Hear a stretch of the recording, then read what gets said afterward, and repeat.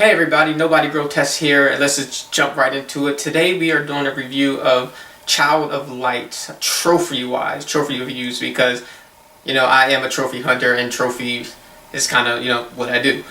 So I just finished. I did my backlog battle with Child of Light, and with every one of those videos I will do a trophy review as well.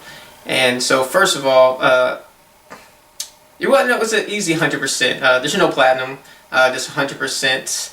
And there was a fabulous trophy guide written by ND095. He did the trophy guide. He or she, I'm sorry, I don't know, did the trophy guide on PS3, PlayStationTrophies.org. I still call it PS3Trophies.org.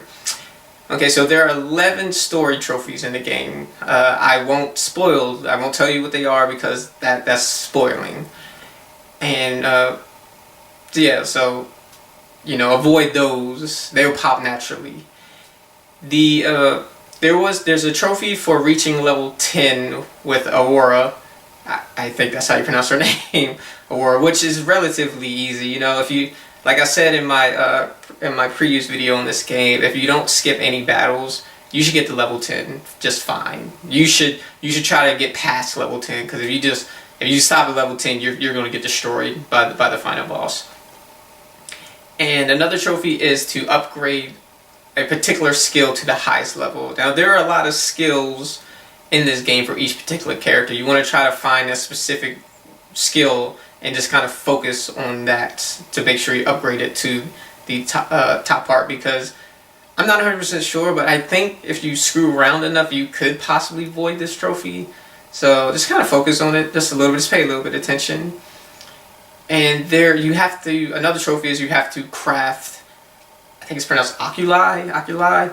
It's these little gems that you're going to get tons of gems from chests and from enemies, and just tons of gems. So there's a setting in the options, I think it's the options, to where you can craft like a flawless ruby and equip it to a particular weapon to make it a particular piece of armor to make it fire resistant, stuff like that. Anybody who's played Diablo 3 kind of knows that.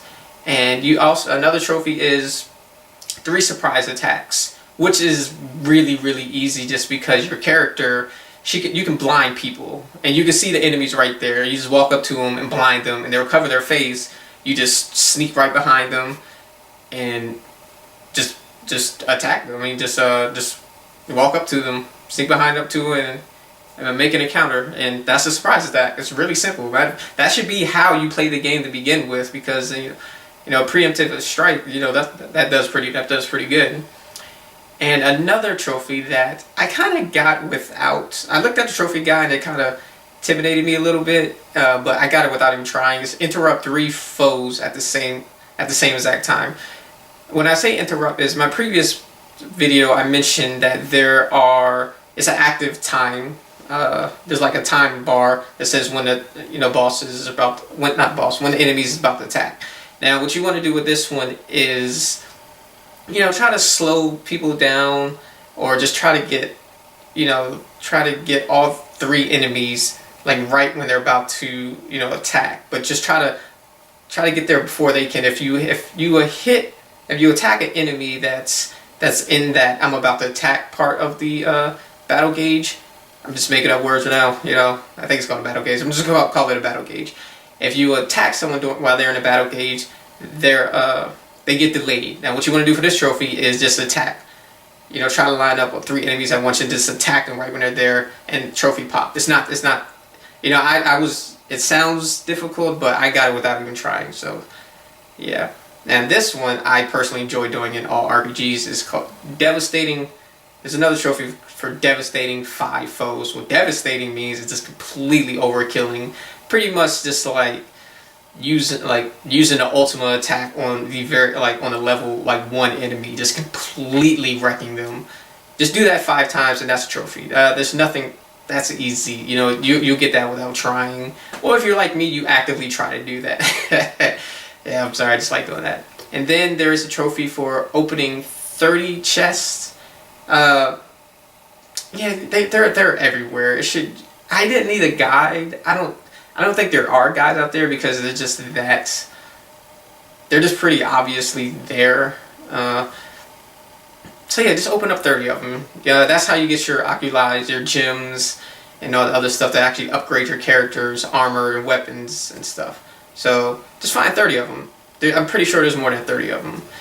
And then this one actually I needed a guide with because I'm horrible at text guides. It's just horrible. Find 16 confessions. Confessions are these little flying, letters that, they're the collectibles of the game for the most part. And I needed a guide for it because, like I said, the descriptions were pretty good, but since I've never played the game before, I was really worried about missing one because, I don't like missing things and we're going to go back and get them. So it's not too bad. It's really easy.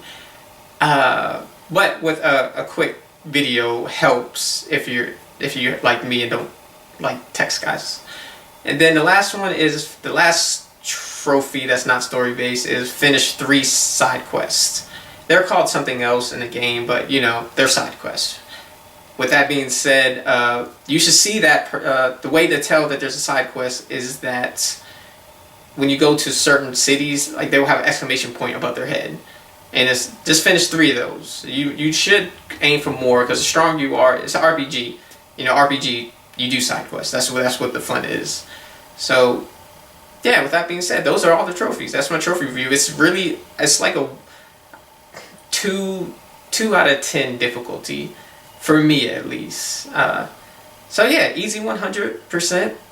So I mean, if you have a great game with the easy 100% that takes 8 to 10 hours, depending on how you go about it, not that bad at all. But I'm going to link in the description. There will be a link to the trophy guide, just in case you need to review everything that I just kind of glossed over. All right, so please like, possibly subscribe, follow me on Twitter. Appreciate it.